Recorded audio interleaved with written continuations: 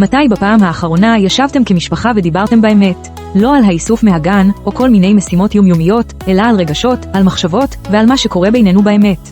קלפי המשפחה של טוטוק נוצרו מתוך ההבנה שקשר נבנה משיחה. אלה קלפים פשוטים, עם שאלות שמזמינות הקשבה, קרבה, ורגע אמיתי יחד. זו מתנה שמתאימה לכל משפחה, כולל משפחה של חברים, כזו שבוחרים וגם לארגונים שמבקשים לציין את יום המשפחה בדרך אנושית ומשמעותית. למנהלות ולמנהלי משאבי אנוש שמחפשים מתנה לעובדים שמחזקת קשר, ערכים ותחושת שייכות, ולכל בית שרוצה לעצור רגע.